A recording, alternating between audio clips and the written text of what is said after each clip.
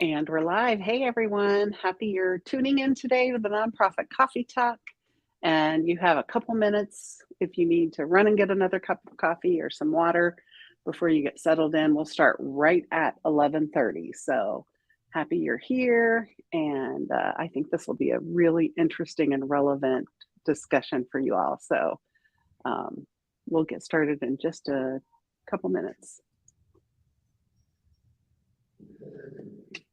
Is it sunny where you are today, Heather? It's gorgeous.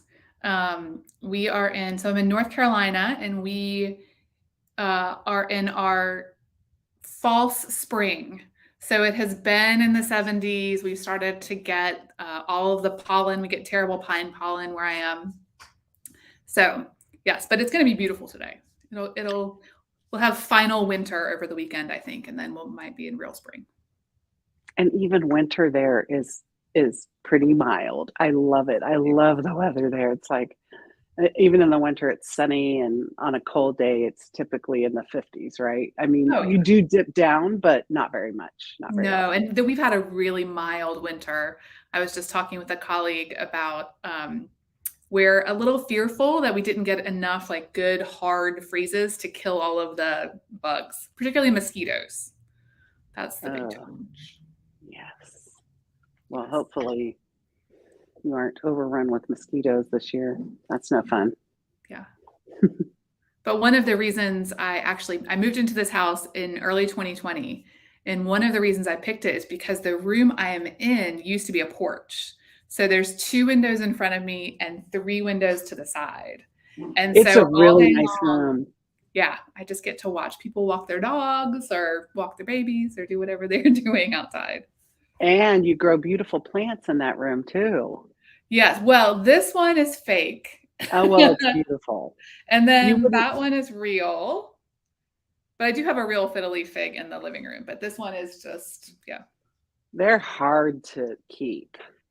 They're very persnickety. They tell you when they need to be watered, which I do appreciate. But yeah. Yeah. I am going to get us started now officially. So welcome everyone, and thank you for tuning in. We are so glad you're here, and we know you're going to find this session today helpful. Many of you struggle around, should I use a consultant? How do I do that? What's the benefit? What do I do to pick the right one? How do I know if I have the right one? So I'm really excited today to have Heather Yandow with Nonprofit.ist, and she has another role too. And I'll give you her bio soon because it's interesting.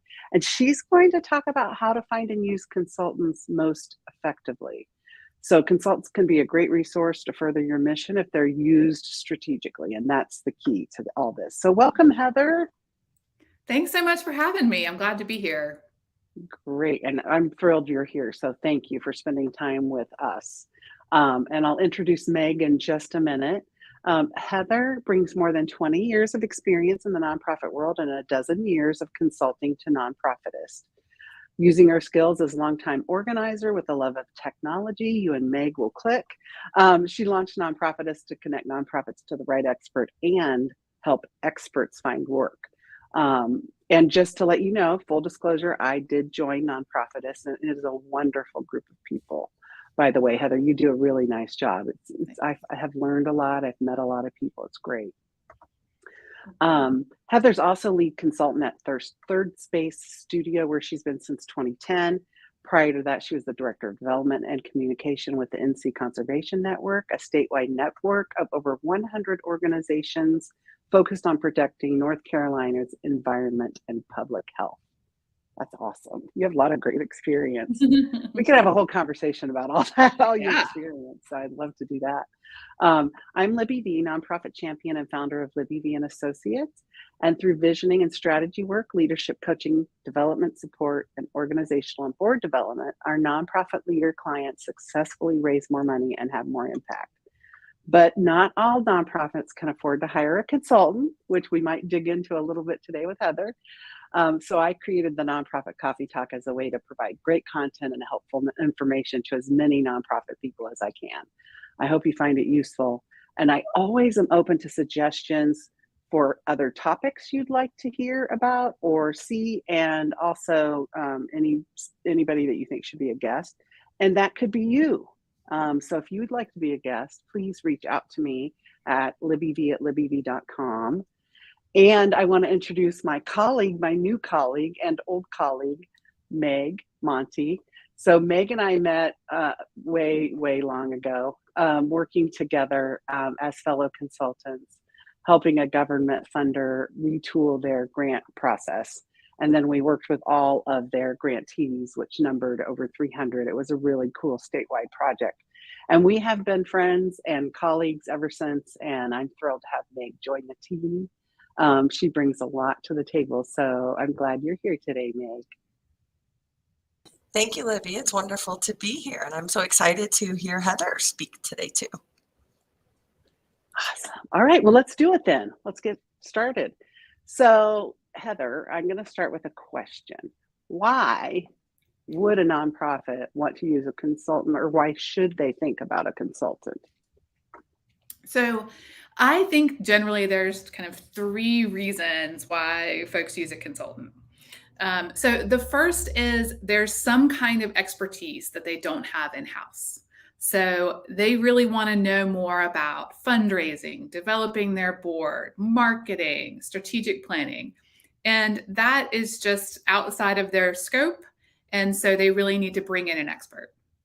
Another thing that I often see is coupled with that, they might not have just the human resources capacity. So they might be looking for kind of a fractional CPA, somebody who can do accounting work for a couple hours a week. They might really need to bring on somebody who can run a fundraising program or be an interim executive director, right? So there's the expertise, there's kind of the human power. And then the third is a little bit more nuanced, and that's I see when organizations have a problem they've been struggling with for a while and they haven't been able to crack it. And they really just need a different perspective, a different person, a different set of experiences to come in and help them wrestle with whatever question or challenge they're dealing with. Yeah, that's great. You summed that up really well. And so I wonder, as people are sort of thinking about, all that, let's dig in a little bit about how would a nonprofit executive director or board chair or whatever even go about finding a consultant, right? That to me is really key. Now, if they happen to know somebody or can reach out to their network, that's probably the best way. But I feel like that's not really common. My experience. There seem to be kind of 2 main avenues. One is exactly what you said, Libby. So I know Libby. I know that she does this kind of work. I'm going to reach out and see if I can talk her into doing my project, even though it's not really in her wheelhouse. Or does she happen to know somebody who could do the project, right? So it's going maybe to folks you've used before. Sometimes executive directors might go to their colleagues, other EDs in the area. Who do you know who's done this well? The other is more the scattershot approach. So we write an RFP and we put it out, a request for proposals.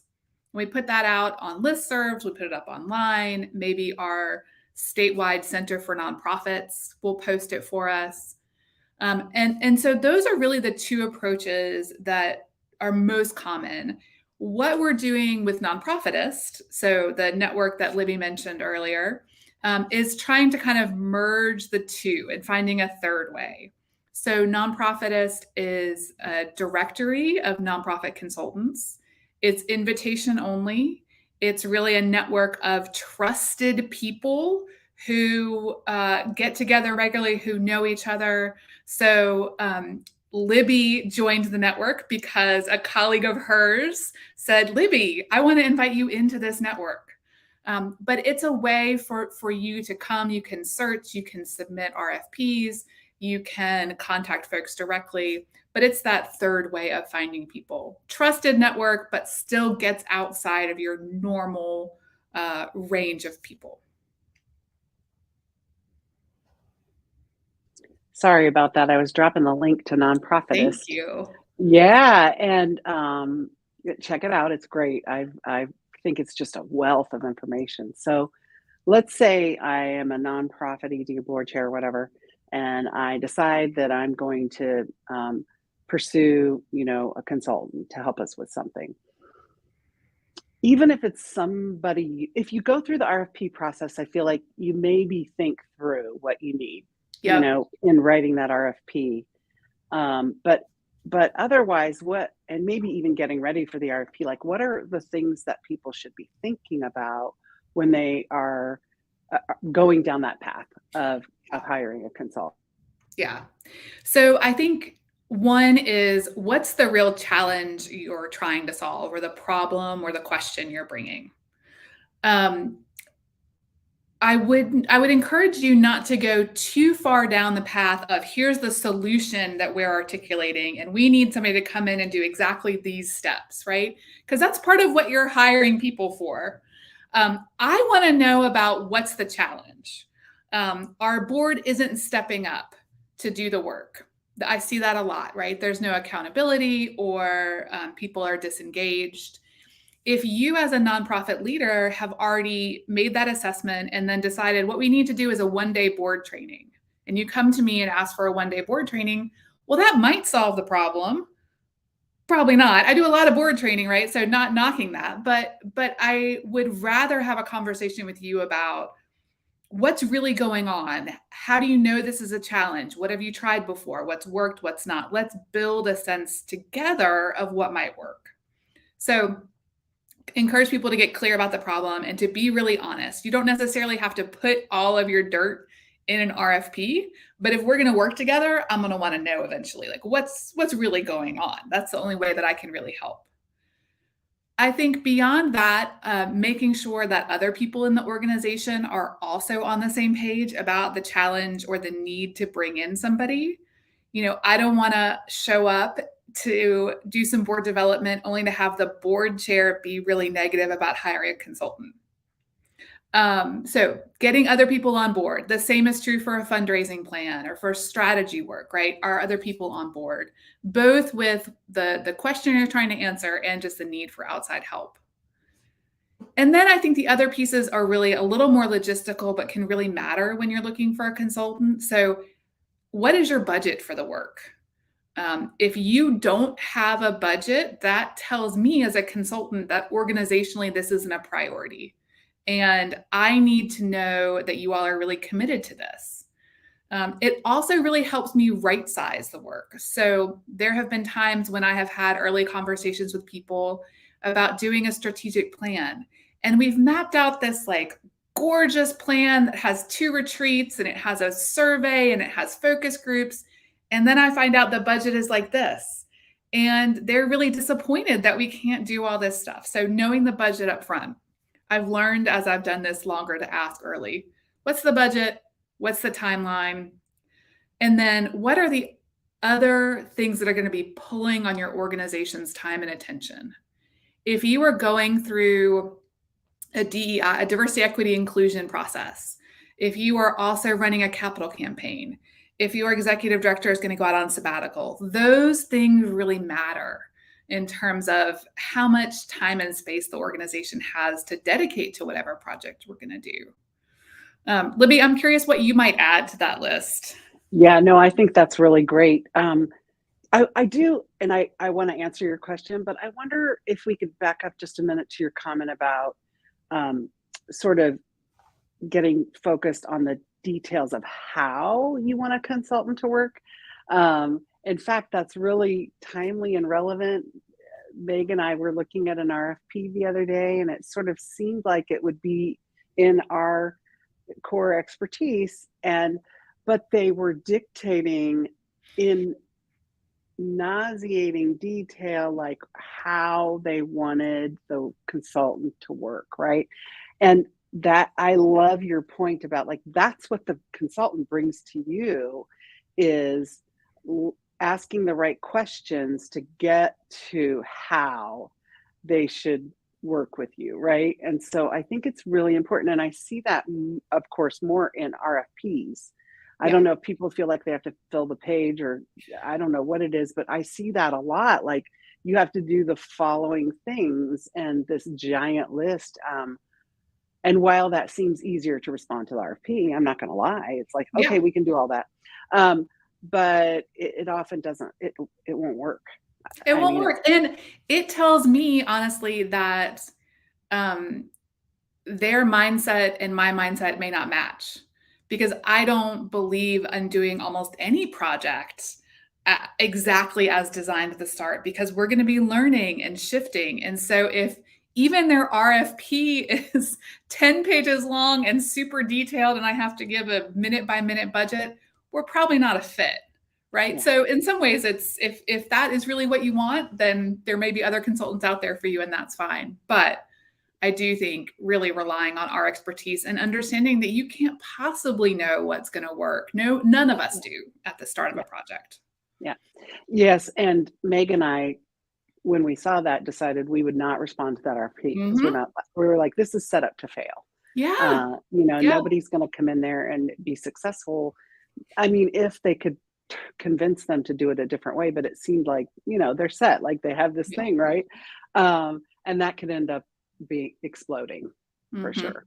I think that I would add that sort of discovery period is so critical. And when I first started doing consulting, I'm going to own up to this, years and years ago, I did not give that enough time and effort or value. I didn't realize how important that initial time is and effort to talk and ask the right questions and really dig in, and then to really reflect back what you heard from them, to make sure that you're on the same page and know what the expectations are and how people want to work and all that.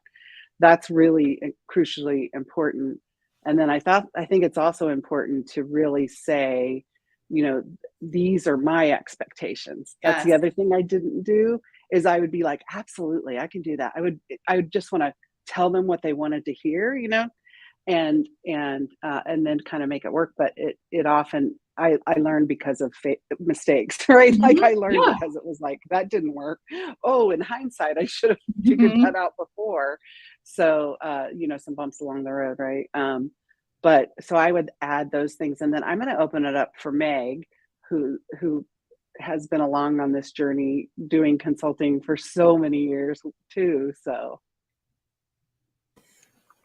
Yeah. And for clarity's sake, I have spent the last 15 years doing project management for technical implementations for not-for-profits. So did a lot of other consulting work and have worked in not-for-profits for a long time, but most recently that project management piece. And I want to reiterate that discovery piece and being very, very clear about it. And the expectations piece. And the thing for me that is like the biggest thing is getting clear on expectations on how are we going to communicate and how are we going to engage. And Libby and I were just talking about this the other day too, that if I have a client who is not willing to meet with me weekly, it's not going to work. We cannot keep on pace. I don't care if it's a short-term project or a long-term project or a tiny project or whatever. If they are not, and it's sort of the same thing, Heather, I think you said with the budget, if they don't have skin in the game in terms of money and their personal time, a consultant can't come in and do the work for you. You need somebody who is committed and engaged at the organization. And one of the things Libby and I are talking about too is how can we ourselves implement and also help other consultants implement, sort of doing a readiness assessment with our clients. And I think those are two of the big things, but there's some other things too about, are they really ready to do what they're saying they're asking you to do? Because sometimes they might even acknowledge that they need it. Other times I don't even know that they acknowledge that they need it, but for whatever reason, they're not ready to do that work yet. And I think being able to be really clear and honest and transparent with clients upfront about that is honoring them and honoring yourself. And I think a lot of us don't do that as explicitly as maybe we could. And the clearest place where I'm seeing that come up again and again is around racial equity. Is that people have, almost this has been true for a long time, but certainly more since 2020, every strategic planning RFP that I see says we want it centered in racial equity. And I agree. But if your organization has had no conversation about racial equity, if your board does not have a shared language around this, we can't center your strategic plan in racial equity, no matter how much I would like to. So that's the clearest place where it pops up. But the other place I see it is just around work avoidance for really doing the hard work that it's going to take to get anywhere, right? Like a lot of times these really detailed proposals are work avoidance. We're going to throw money at this problem. We're going to put a bunch of meetings on the calendar, but we're not actually going to address what's really happening. Yeah, that was one of the things I was thinking about. Is a lot of times they think they need strategic planning or board development, but when you dig in, it's not the root. That's not the root of the issue, right? So often I hear, my board's not doing fundraising. Can you come in and get my board to do fundraising? And it's like, well, let's back up a little bit, right? Like, what did you tell your board that they would do if they became a board member? Like, you might need to think about your process of recruiting board members and make sure that they know that that's what they're committing to. And what do you mean by that? Like, board members need coached and walked through things, and they need to understand clearly what it is you want them to do. Like just saying they're not doing fundraising, it's like, well, what part? Like, what do you what do you want them to do? So I think just getting clear on all that stuff. And nonprofit people are overworked, underpaid, and so often they just don't have the time to reflect. The luxury of just reflecting and really digging in and thinking through it. And that's what a consultant brings, is that outside perspective and asking those tough questions. So sometimes that's why the discovery is especially important, I think, is like, is that really the problem? Like, describe in detail. Yes. And what are you doing? How are you? How do you know? What tells you that, and what have you done to try to get them? And let's kind of pick that apart, and then we can really fix the problem at the root and not just try to coat it over with a layer of paint that's not going to end up, with long-term change. It's going to just be a quick fix and not really resolve it. So I see that a lot. I'll add, one of the other things that I think I bring as a consultant is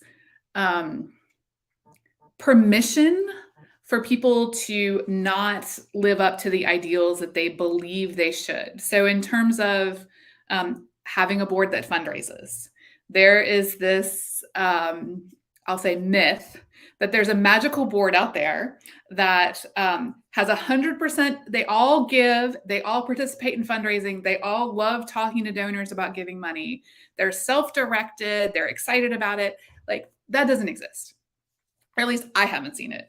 And so a lot of times what I'm doing with executive directors, because they hold themselves to really high standards, they are overworked, is just saying, it's okay. If you've got 2 people on your board who really like talking to potential donors, that's great. If you've got 3 people who can write thank you notes, that's fantastic, right? Like, just level setting of what's realistic and giving folks permission to not be perfect and to not try to seek out this impossible board or impossible staff. Yeah. And just to sort of, it's helpful even to just kind of bust some myths and misconceptions and have people make paradigm shifts in that space. Like, there are so many ways that board members can help with the efforts to get people to volunteer or donate or whatever, that aren't asking for money or, that kind of stuff. It's like you mentioned, thank you notes or whatever. And so I don't want to go down that rabbit hole, but that is one of the biggest concerns that I hear from EDs is about that. Okay, so, sorry. Puppies making themselves known. Always. Yeah. Always, always.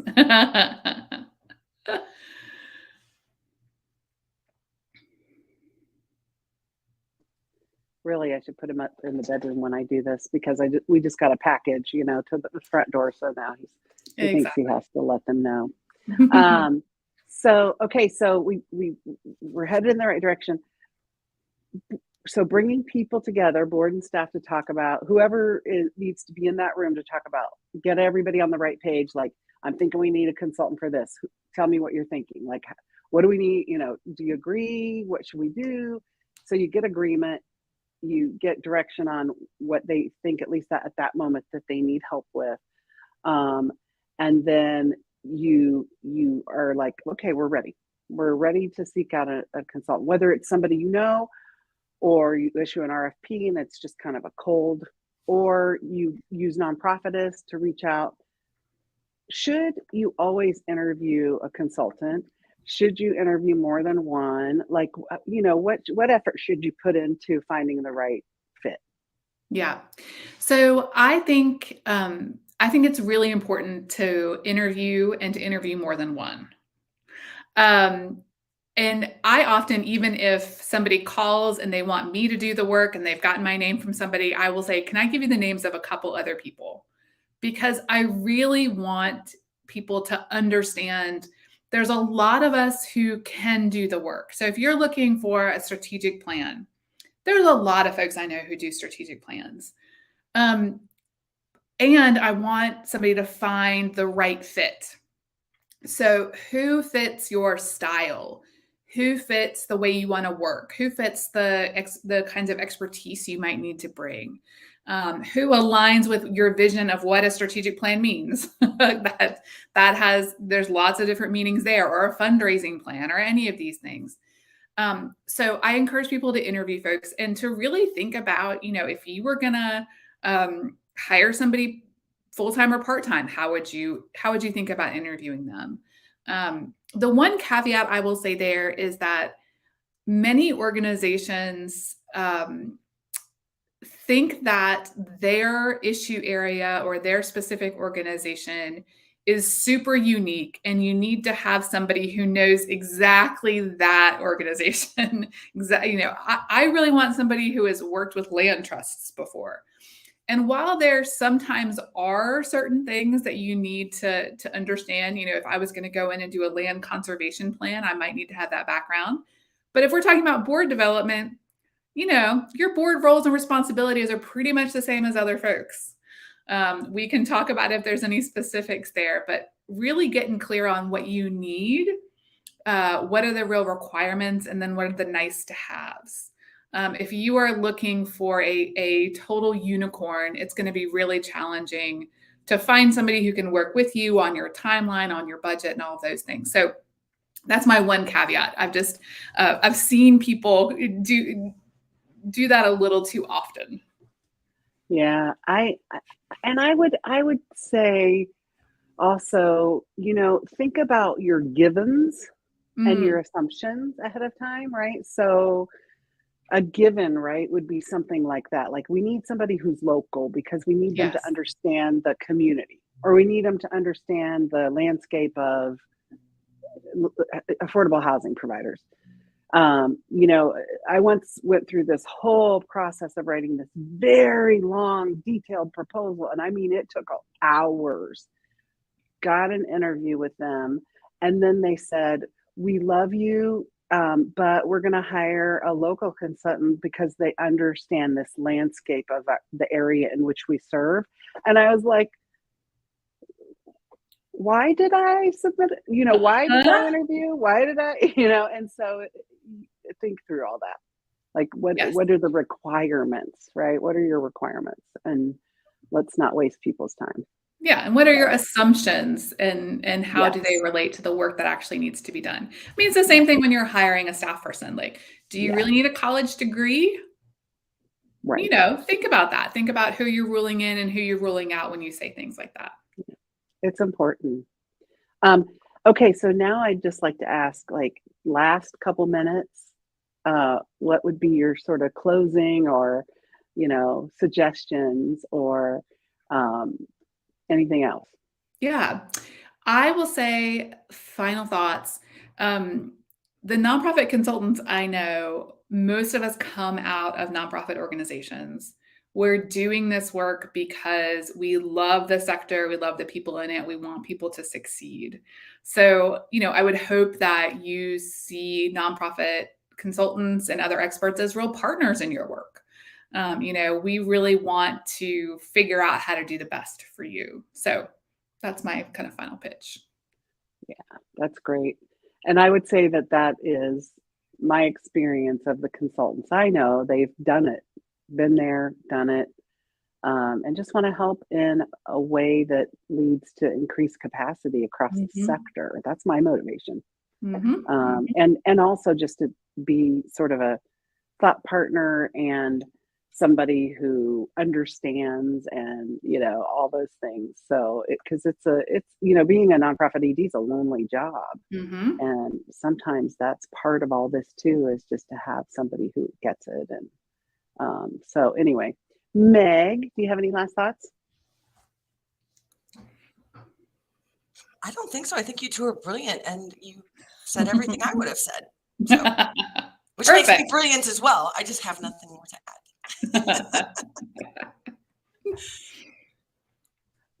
Thank you. That's great. All right, and I really appreciate it, Heather. This was outstanding. I really value your time. Meg does too, I know, and we're excited about being involved with Nonprofit.ist, and you'll see us around for sure. I invite you to come back at any time if you would like. And I would like to just let everybody know that you can get in touch with Heather at Nonprofit.ist. And to let you know that next week, our guest will be Dave Norris, who's coming back to us for the second time from Proof Impact to dig in more about nonprofit community storytelling. So I think that'll be great. We just ended last time with so much more to talk about. So I said, come back, get back on the calendar. So he's coming back for that. So that is nonprofit storytelling is critical. If you can't tell your organization's story in a really clear, compelling way, you need to pay attention to how to do that, because it's really critical, especially now. So I hope y'all have a good week. Thank you, Meg, for being on. Thank you, Heather, so much for your time and all you do for the nonprofit sector. And we'll see you soon.